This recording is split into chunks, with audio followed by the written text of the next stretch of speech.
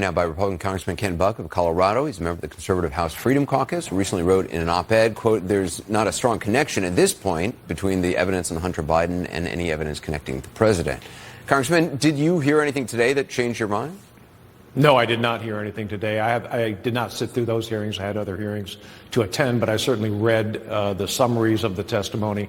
I think Professor Turley is someone who carries great credibility in the House and in the Judiciary Committee. And when he says there's not enough evidence to warrant an impeachment, I think it's pretty clear that the evidence, while the investigation is ongoing, just isn't there at this point in time. A Republican aide described today's impeachment hearing to CNN as an unmitigated disaster. Did Chairman Comer's witnesses undermine his own narrative, trying to link President Biden financially to his son?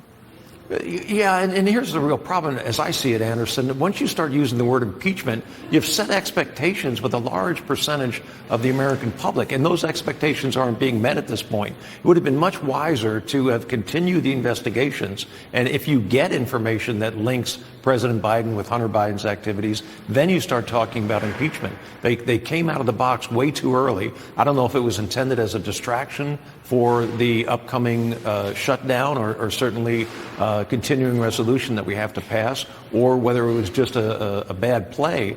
But it is not a good idea to have these two things coming together at the same time, in my opinion. Is unmitigated disaster, which was an unnamed Republican aide told CNN, is that a term you would use? No, I think it can be mitigated by further evidence, but I don't think it was a wise move to do at this point in time. When you look at, let's talk about the impeachment inquiry and the shutdown, as you just mentioned. When you look at it juxtaposed with the government shutdown, does it concern you about House Republicans' priorities here?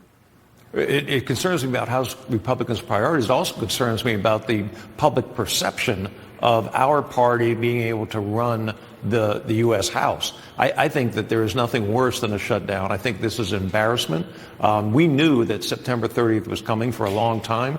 We should have been talking in July about a continuing resolution. It doesn't have to be done on the eve of a shutdown.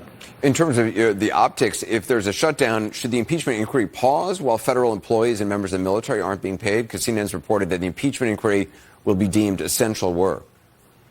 Yeah, I don't know. I am keeping about half of my staff as essential, and the other half will get paid when the shutdown's over. I don't know exactly how they're going to parse out who is essential and who's not. But I do think that it should go on the back burner until we finish with the continuing resolution and start funding the government. Some members of the House Freedom Caucus, which you remember, have sent a letter to Speaker McCarthy demanding he provide a, quote, clear plan on spending as the House grapples with the prospect of not only a stopgap measure to fund the government, but also multiple long-term appropriations bills. You did not sign the letter. Can you talk about why? Yeah, I think it's really inappropriate to start publicizing things. If we're going to have meetings in the Republican family, we should do it behind closed doors, number one. And number two, I think it is when they start adding Ukraine in as one of their demands that we shouldn't fund Ukraine anymore.